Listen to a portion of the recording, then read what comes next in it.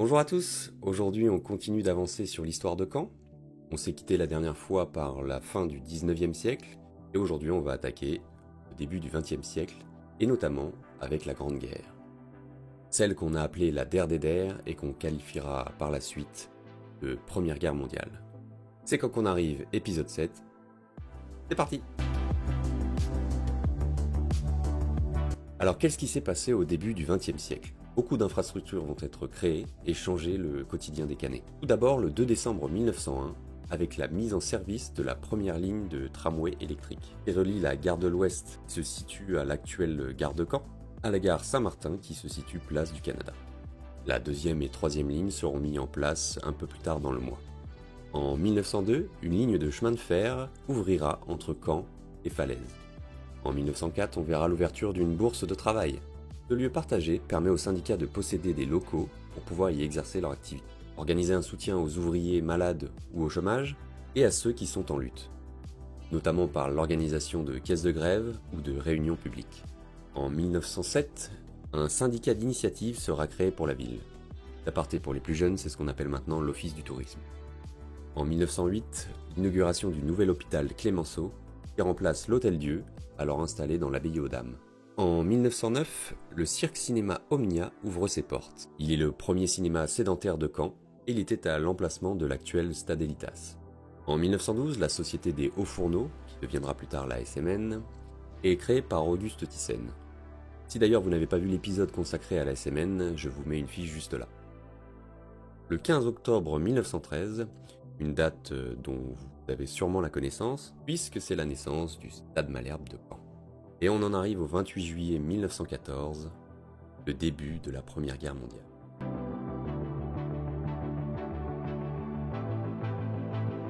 À la veille de cette guerre, Caen, avec moins de 40 000 habitants, est une ville de garnison de plusieurs milliers de soldats. À l'intérieur du château, en la caserne Lefebvre, ainsi que la caserne Hamelin située sur les bords de l'Orne, est stationné le 36e régiment d'infanterie. Au sein du quartier Lorge rue Caponnière, un dépôt de remonte accueille 700 chevaux. Sur la rive droite de l'Orne, le 43e régiment d'artillerie de campagne et depuis peu dans le quartier Claude de Caen. La caserne Moulin dans le quartier de Beaulieu assure la sécurité de la prison et le corps des gendarmes est installé rue Daniel Huet.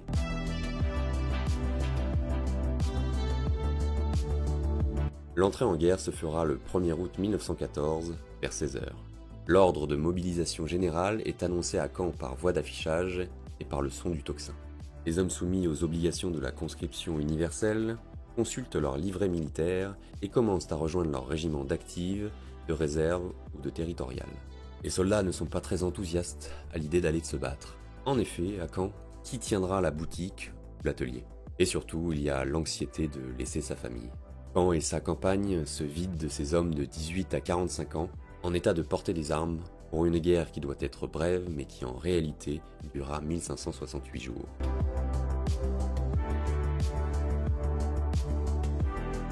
Composé de femmes, d'enfants, d'hommes trop âgés pour aller combattre, ou d'ouvriers qualifiés qu'on fait revenir du front dès 1915 pour travailler dans le complexe militaro-industriel local, la société cannaise voit de nouvelles normes s'instaurer.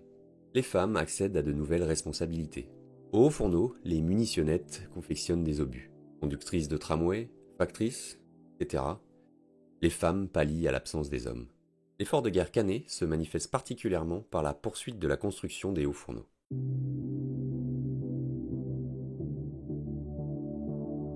Suffisamment éloigné du front mais pas trop, Caen accueille des milliers de soldats blessés. Des hôpitaux auxiliaires, dont ceux de l'école normale d'instituteurs rue Caponnière, avec 300 lits, l'hôpital dépôt de convalescence du lycée Malherbe avec 450 lits, le dépôt de convalescents belge au Bon-Sauveur, l'hôpital anglais de Saint-Jean ou l'US Base Hospital pour les blessés américains, la ville participe à l'effort sanitaire. L'infirmière Elisabeth Carré de Malberg, alors en poste à l'hôpital du lycée Malherbe, écrit « Il y a eu un récent arrivage de blessés à Caen, et toutes les ambulances sont de nouveau bien garnies. Au lycée, nous avons reçu 104 Belges et 70 Français venant de Dixmude et d'Ypres. Quant aux pauvres Belges, ils font pitié. C'est une misère. La plupart ont à peine 20 ans. Il y en a 2 de 16 ans. On soigne aussi les blessés ennemis. Ainsi, au cours d'une visite pour vérifier le bon traitement des prisonniers de guerre, Le diplomate américain Lee Meriwether rapporte « Caen, 11 décembre 1916. Nous avons visité un grand hôpital militaire dans les faubourgs. Sur les 1200 lits de cet hôpital, 500 sont utilisés, dont 40 par des prisonniers allemands dont les blessures ne sont pas encore guéries.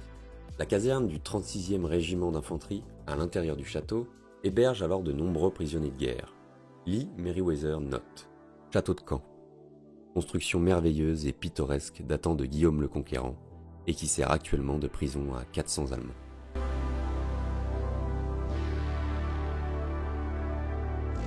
Le 11 novembre 1918, l'armistice est signé. À Caen, les cloches sonnent. On descend dans la rue avec des drapeaux et des chansons à la bouche. Mais les hommes ne rentrent que progressivement.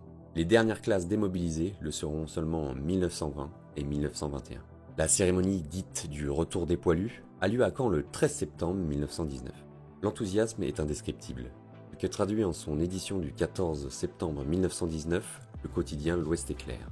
Les bravos éclatent, et des fenêtres, des balcons, des rangs de la foule, les fleurs pleuvent sur les uniformes bleu horizon. Des cris retentissent, jaillis du cœur.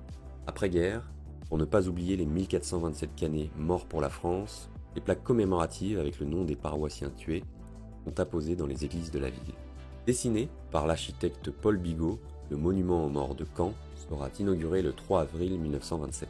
Il est situé au centre d'une nouvelle place, la place du 11 novembre, inaugurée le 22 décembre 1925, qui devient place Foch le 13 août 1929.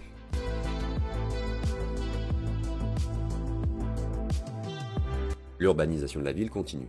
En 1920, on construit la clinique Saint-Martin. En 1922, on comble le canal Robert. Le 17 mai 1925 a lieu l'inauguration du Stade Elitas. Avant 1930, Caen est considéré comme une ville insalubre et le taux de mortalité y est plus fort que dans les autres villes du même type. Alors, de 1931 à 1932, les grands travaux d'assainissement sont lancés. En 1931, la première station d'épuration. Ouverture de la rigole alimentaire place Courtonne, troublement des bras d'eau restés à ciel ouvert, construction d'un réseau général d'égouts et édification d'une station de traitement des eaux. De 1937 à 1938 a lieu une évolution des modes de transport. Le 23 janvier 1937, le tramway électrique est remplacé par des bus. Le 15 décembre 1938, inauguration de la gare routière de Caen, actuel centre Paul Doumer. En 1938, la mise en service de l'aérodrome de Carpiquet. À la veille de la Seconde Guerre mondiale, le nombre d'habitants à Caen monte à plus de 62 000. Caen est une ville en pleine expansion et des nouveaux quartiers sont en construction. Mais cette expansion sera stoppée à cause de l'entrée en guerre en 1939. Mais je vous garde ce bout d'histoire pour la prochaine fois. J'espère que la vidéo d'aujourd'hui vous a plu. Likez, commentez et partagez la vidéo au maximum, c'est bon pour le référencement. Et n'oubliez pas de vous abonner pour ne rien manquer à la suite de l'histoire. On se retrouve bientôt pour le prochain épisode et sur ce, bonjour.